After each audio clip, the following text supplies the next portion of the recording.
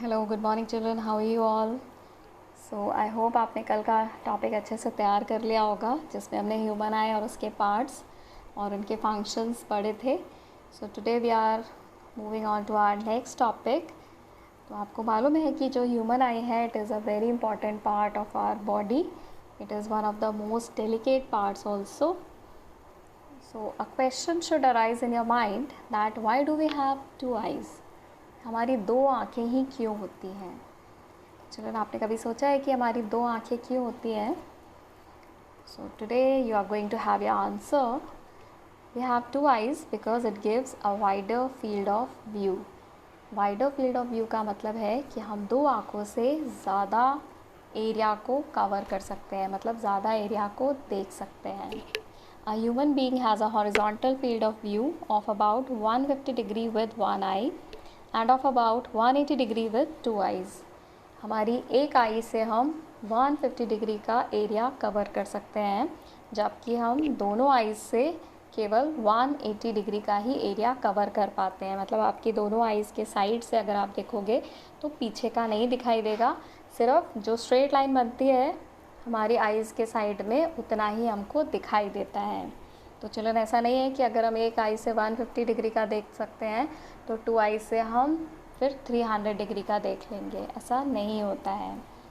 और ये हमारे लिए बेनिफिशियल भी है, क्योंकि अगर हम एक साथ इतना देखेंगे तो हमारे माइंड में कन्फ्यूजन होगा और बहुत ज़्यादा चलने में या मूव करने में या कोऑर्डिनेशन में प्रॉब्लम आ सकती है. So the ability to detect faint objects is of course enhanced with two eyes instead of one. अगर आपको फेंट ऑब्जेक्ट्स, मतलब जो जिन पर लाइट कम पड़ रही है या जो लाइट कम रिफ्लेक्ट करते हैं, उनको देखने के लिए हमारे जो दो डिटेक्टर्स हैं, मतलब हमारी जो दो आइज़ हैं, वो ज़्यादा एडवांटेजियस हैं इंस्टेड ऑफ वन. अगर हमारे पास एक ही आई होती तो जो रिफ्लेक्टेड लाइट है वो हमारी केवल एक आई में पड़ती, जिसकी वजह से हमें फेंटर ऑब्जेक्ट दिखाई नहीं देते.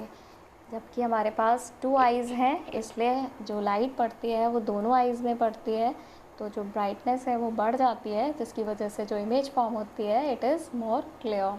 तो आप फेंट ऑब्जेक्ट्स को भी अपनी दो आइज़ से देख सकते हैं.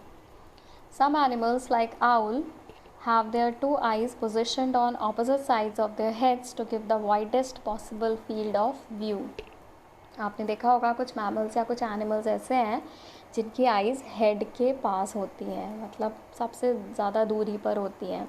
और आउल में तो स्पेशल क्वालिटी ये है कि जो उसकी नोज़ है वो फ्लैट है, जिसकी वजह से वो काफ़ी दूरी का देख सकता है, मतलब काफ़ी एरिया कवर कर सकता है.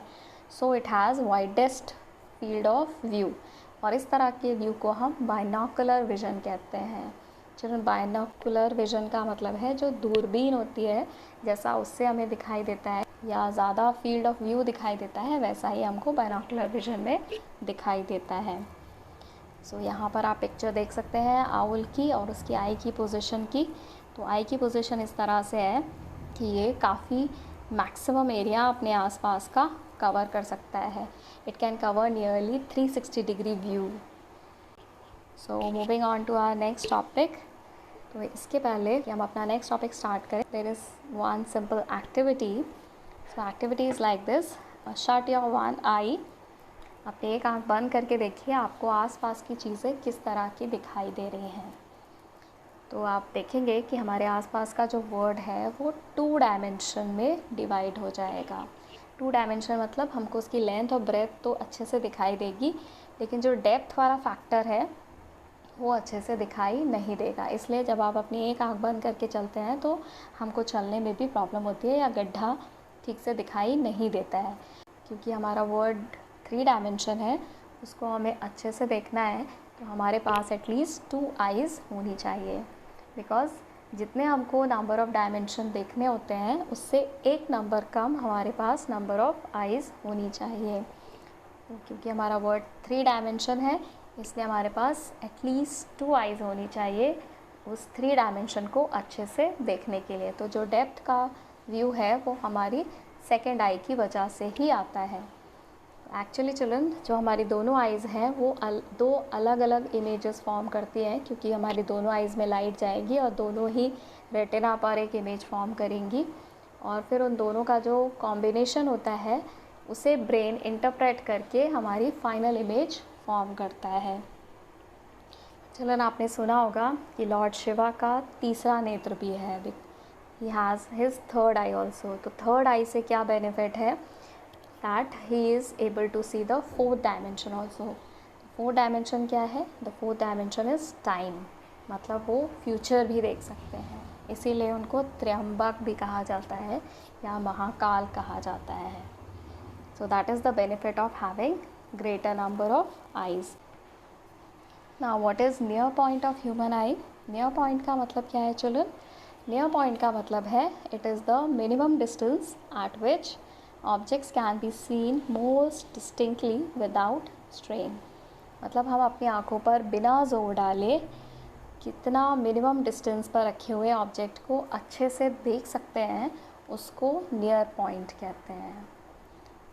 It is 25 centimetre for a normal eye. अगर नॉर्मल आई है, आपकी आंखों में कोई डिफेक्ट नहीं है, तो जो हमारा नियर पॉइंट है वो 25 सेंटीमीटर होता है। It is also called least distance of distinct vision. तो जैसा कि आपको नाम से ही पता चल रहा है, लीस्ट डिस्टेंस का मतलब है minimum distance and distinct vision का मतलब है क्लियरली देख पाना। तो मिनिमम दूरी पर रखी हुई चीज़ को क्लियरली देखने के लिए जो मिनिमम डिस्टेंस रिक्वायर्ड है that is 25 centimetre. For infants near point can be much lesser than 25 centimetre. लेकिन जो छोटे बच्चे होते हैं, जो पैदा हुए हैं या थोड़े बड़े हैं, उनका नियर पॉइंट 25 सेंटीमीटर से भी कम होता है and they are able to see objects which are placed at much lesser distance than 25 centimetre. तो वो उन चीज़ों को भी अच्छे से देख पाते हैं जो 25 सेंटीमीटर से कम दूरी पर रखी हैं। लेकिन जैसे जैसे हमारी एज बढ़ती है, हमारा नियर पॉइंट दूर होता जाता है। So why near point is 25 centimetre only. तो आपने कभी सोचा है कि हमारा जो नियर पॉइंट है वो 25 सेंटीमीटर ही क्यों है, कोई और डिस्टेंस क्यों नहीं है? So it is because there is a limit to which eye lens can be made thick by the action of ciliary muscles.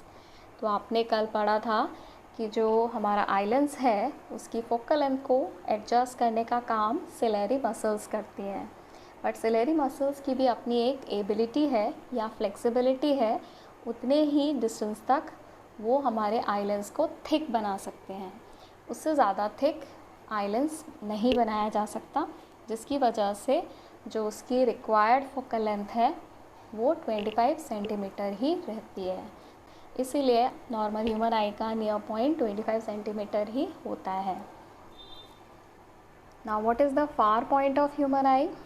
चलो, फार पॉइंट का मतलब है कि हम अपनी नॉर्मल आई से बिना किसी लेंस, बिना किसी ग्लास का यूज़ किए मैक्सिमम कितना दूरी तक देख सकते हैं। So its value is infinity for a normal eye. आपने देखा होगा कि हम बहुत दूर का अपनी नॉर्मल आई से देख सकते हैं, तो इसकी वैल्यू नियरली इन्फिनिटी मानी गई है। Now image formed on the retina. तो जैसे आपको मालूम है कि इमेज हमेशा रेटिना पे ही फॉर्म होती है and the nature of image is real and inverted. और चाहे ऑब्जेक्ट कहीं पे भी रखे हो, चाहे इन्फिनिटी पे रखा हो या बहुत पास रखा हो, हमारे इमेज हमेशा आपकी रेटिना पे बनती है। मतलब अगर ऑब्जेक्ट डिस्टेंस चेंज भी हो रहा है तो भी हमारा इमेज डिस्टेंस चेंज नहीं होता है। तो आपके आई में कुछ डिफेक्ट्स आते हैं जब इन पार्ट्स के फंक्शनिंग में कुछ प्रॉब्लम आती है। तो आपने जितने भी पार्ट्स पढ़े हैं आई के, अगर इनमें से किसी भी पार्ट के फंक्शनिंग में कोई प्रॉब्लम आती है तो हमारी आई में के देखने में कुछ प्रॉब्लम्स डेवलप हो जाती हैं, जिन्हें हम डिफेक्ट्स ऑफ विजन कहते हैं। So today we are going to study our first defect which is near sightedness और मायोपिया।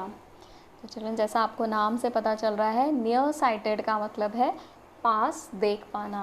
मतलब हम पास की चीज़ों को तो अच्छे से देख पाते हैं, लेकिन दूर की चीज़ों को अच्छे से देख नहीं सकते हैं।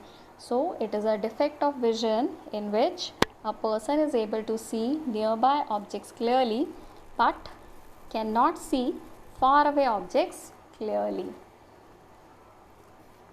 Now you might be thinking that what could be the cause of myopia, myopia होने का रीज़न क्या हो सकता है। तो जैसा कि आप यहाँ पे देख रहे हैं कि ये हमारी जो आई बॉल है, इसमें जो रेज इन्फिनिटी से आ रही हैं वो रेटिना के पहले ही इंटरसेक्ट हो जा रही हैं। और जैसा कि आपने पढ़ा है चिल्ड्रन कि जहाँ पर रेज इंटरसेक्ट होती हैं वहीं पर ही हमारी इमेज फॉर्म होती है। सो इस केस में जो हमारी इमेज फॉर्म हो रही है वो रेटिना के पहले ही फॉर्म हो जा रही है, इसलिए हमारी जो इमेज बनती है या जो इमेज हमको दिखाई देती है वो क्लियर दिखाई नहीं देती, it is a blurred image. या फिर दूसरा रीज़न ये हो सकता है कि जो हमारी आई बॉल है वो ज़्यादा बड़ी है। तो इन दैट केस ऑल्सो अगर आपका आई लेंस की फ्लेक्सिबिलिटी ठीक भी है तो भी जो इन्फिनिटी से रेज आएंगी वो रेटिना के पहले ही मीट कर जाएंगी।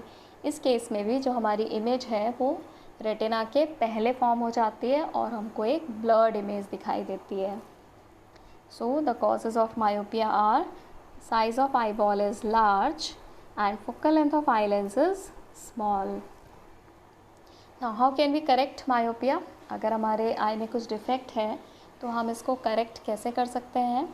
तो चिल्ड्रन जैसा आप देख रहे हैं सबसे पहला far point of myopic eye दिखाया गया है, मतलब जो इसका फार पॉइंट है वो इन्फिनिटी ना होकर अब इन्फिनिटी से थोड़ा कम हो गया है। मतलब अगर हम ऑब्जेक्ट को ओ पॉइंट पे प्लेस करेंगे तभी हमारी जो रेज़ हैं वो रेटिना पे मीट करेंगी और यहाँ पर एक क्लियर इमेज फॉर्म करेंगी। तो मायोपिक आई में क्या होगा, जो इन्फिनिटी से रेज़ आ रही हैं वो हमारी रेटिना के पहले ही मीट कर जाएंगी, तो हमारी इमेज इस पॉइंट पर फॉर्म होगी which is in front of retina but not on retina. तो जब रेटिना पे इमेज फॉर्म नहीं होगी तो हमारा जो विज़न है वो भी क्लियर नहीं होगा। तो इस केस में हम क्या करते हैं कि आप जैसे यहाँ पर देख रहे हैं कि जो रेज़ हैं वो पहले ही कन्वर्ज हो गई हैं, तो इन रेज़ को हमें डाइवर्ज करना है, पीछे लेकर जाना है रेटिना पे। और आपने चलो पढ़ा है कि जो हमारा डाइवर्जिंग लेंस होता है it is a concave lens. तो हम अब ऐसे ग्लासेस का यूज़ करते हैं जिनमें हम रिक्वायर्ड फोकल लेंथ का या रिक्वायर्ड पावर का कॉनकेव लेंस यूज़ कर लेते हैं, जिससे कि हमारी रेज़ डाइवर्ज होकर फिर रेटिना पे मीट करने लगे। फिर हमारी जो इमेज है वो क्लियर बनने लगती है और हमको फिर दूर की चीज़ें भी अच्छे से दिखाई दे जाती हैं। सो हमें कितने फोकल लेंथ का लेंस चाहिए होगा ये कैसे डिसाइड होता है, तो हमारा जितना फार पॉइंट होता है, मतलब जितना दूर का हम देख पाते हैं, क्योंकि अब ये इन्फिनिटी नहीं है, उतनी ही फोकल लेंथ का हमें लेंस चाहिए होता है मायोपिया को करेक्ट करने के लिए। सो चिल्ड्रन होप आपको समझ आया होगा। This is all for today. Thank you.